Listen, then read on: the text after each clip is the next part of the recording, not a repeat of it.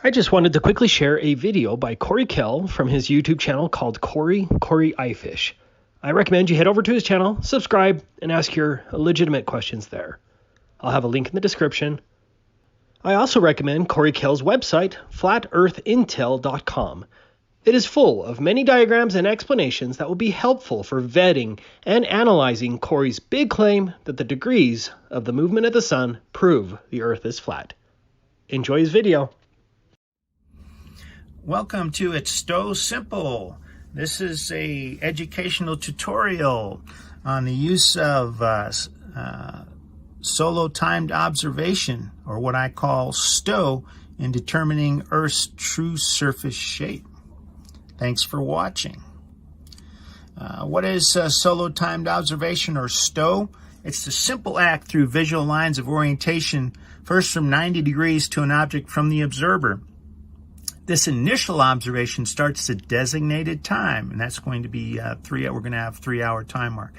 Then measure the angle of the reading from 90 degrees to the object at the designated elapsed time to record angle. This test will be again at the 3-hour sun time mark, which is equivalent to the 45-degree curve for the globe model. So we're going to check for that curve to see if it's present. The learning objective. This is a knowledge sharing educational tutorial on the use of STO, triangulation methodology, using direct sun angle to determine by direction, distance, location, Earth's true surface shape. Additionally, to determine sun's actual distance. And when we apply STO, we're going to apply it to the globe model and the flat Earth model. And what I want you to remember, that the flat Earth model has a full 90 degrees to work with when we're measuring up to the sun, or the sun is 90 degrees to us. The globe model has a slight disadvantage. They only have 45 degrees to work with, to measure with. Why? Because they lose 45 degrees in the curve. So that's a slight disadvantage to the globe. Just keep that in mind. And it's as easy as counting 3, 4, 5, or 3 sun hours equals 45 degrees. Just keep that in mind. That's one of the big things I want you to remember, that the sun movement is 15 degrees an hour. So we're going to test that 45 degree sector, and we do that at the 3-hour mark. And how do we break those sectors down? Here on the globe model, we have 8 sectors, or 8 45-degree sectors. Mostly what you find on the internet. The globe, what they say, the circumference is about 24,901 miles. And each sector is just a little bit over 3,000 miles. And we'll break that down into each 3-hour section, or 45-degree sector. Remember, again, as I said, sun movement is 15 degrees an hour. Ideally, we'd like to be along the meridian to do these observations. And we have, if you don't know what the meridians are, we have 3 prime meridians. We have the Tropic of Cancer in the northern hemisphere.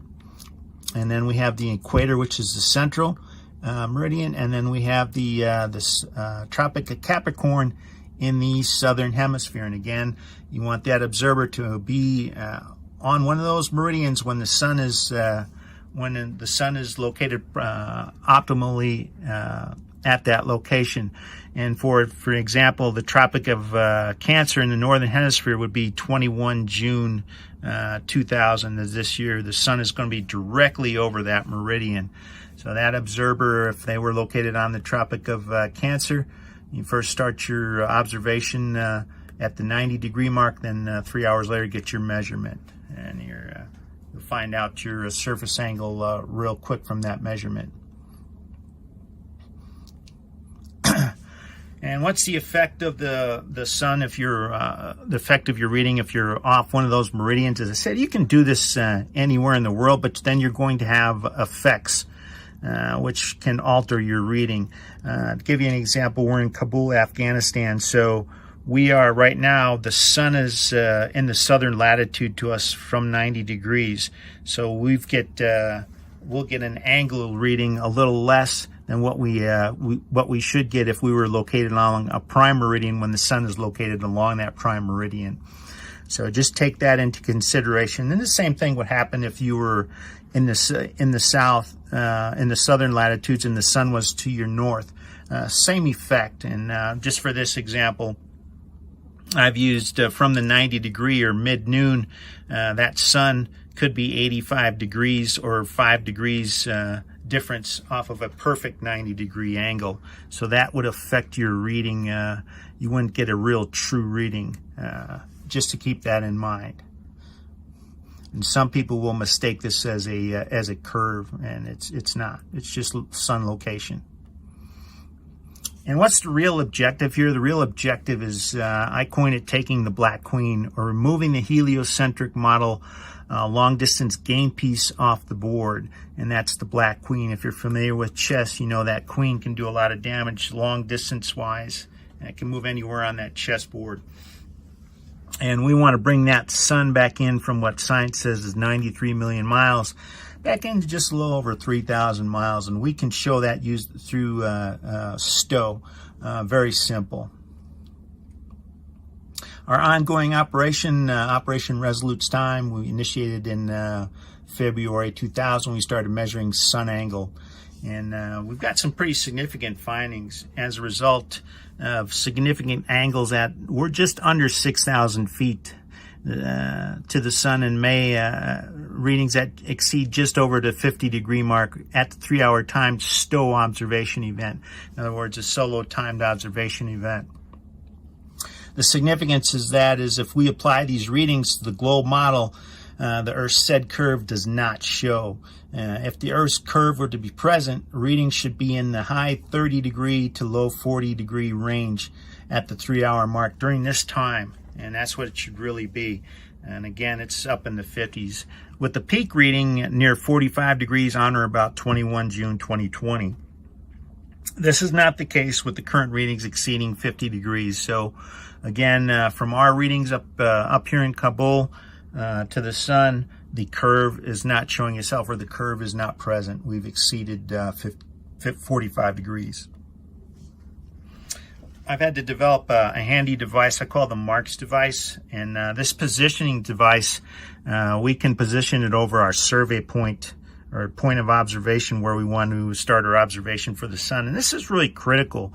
We need to know where our point or our axis of observation starts when we start observing the sun. And this device can be shifted into different designated locations. Ideally, we want to be close to noon as possible. We don't have to be at noon, but ideally we want to be close as possible. Again, and this device is a small piece of wood with a center hole and some lines strung across the center, and the line casts that shadow and gives us a perfect 90 degree north-south grid line. And this this device is oriented north. It's oriented north. And again, this can be shifted in different locations. And just to show you what it actually looks like, again, this is a 6 by 18 inch piece of cut plywood. There's a center hole cut in at about 1 inch. You can fit a bottle cap through the center of it, or just to be able to identify your survey point marker on the ground. You set that center mass of that, orient it north, and when the sun casts its shadow on it, it'll move that shadow, and then when the sun is 90 degrees position, that shadow line will be center of that cut hole piece, or right over your survey point. Very effective and efficient tool. And I said this can be moved around to where you want on your survey points, but keep it oriented north. STO and the globe model. Just to go over the STO and the globe model real quick here. Again, 90 degrees is our angle that we work with, and that 90 degrees is from the observer to the sun, or the end of the orienting line. So we have up to 90 degrees measurement. Now remember, on the globe model, we lose 45 degrees on the curve at the 3-hour mark. So we only have 45 degrees to work with.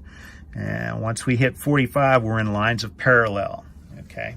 If you believe you can see 93 million miles, and your ultimate reading is 45 degrees, or line of parallel directly into the sun. And again, our elevation right now is just under 6,000 feet, but ideally you want to do this at or near sea level, right about 1 meter. And again, any reading that exceeds 45 degrees means no curve. And here's an example. If we exceed that 45-degree reading, if we go into the 50s, which we are right now, we get a reading of 55 degrees from the observer. That puts us over 10 degrees and puts us at 100 degrees total reading. It exceeds the 90-degree mark. Remember, the total composite reading cannot exceed 90 degrees. We only have 90 degrees to work with, especially on the globe model. And what happens when we exceed it? This is what happens in, again, this is what I talked about. The observer is observing on the sun's center mass, so we're using half sun width. When you get that reading of 55 degrees, now that reading is 10 degrees off center mass of the sun. In other words, you're no longer line of parallel. You're outside that tolerance by 10 degrees.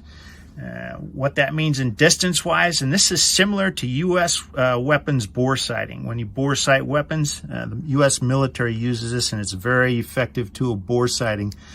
You are now off sun target by 16.5 million miles. And if we use sun half width, you're just off by 16 million miles. So not only are you not in the right area code, you're not even in the right phone book. So you're not looking at that object. And again, this is how we can tell if there's really a curve and if there isn't. And this tells the tale. Black and white, pretty easy. How do we get this distance? We use a right triangle calculator, right triangle data calculator. And all we do is we plug in our information. We plug in sun distance, what science has told us. And we plug in the angle, what we were over on our angle from parallel, in which we were 10 degrees over. And that gives us a result of 16.5 million miles off sun target. So it's just a simple triangulation. And again, simple geometry. And then finally, to get the true measurement off of the surface of the Earth, or the sun angle to the from the surface of the Earth, right now we're taking measurements from 1/2 meter and 1 meter, and what we're finding out is that it's only a difference of 1 degree. So what we do is we take the measured 1/2 meter angle measurement, and we add 1, and that gives us our true reading to the sun angle to the sun from the Earth's surface. And as a result, the Earth's surface is flat. Again, this has been the educational tutorial on STO, triangulation methodology, doing a solo timed observation event to the sun. If you have any questions, you can email me at coryifish@gmail.com. Thanks for watching, and stay safe out there.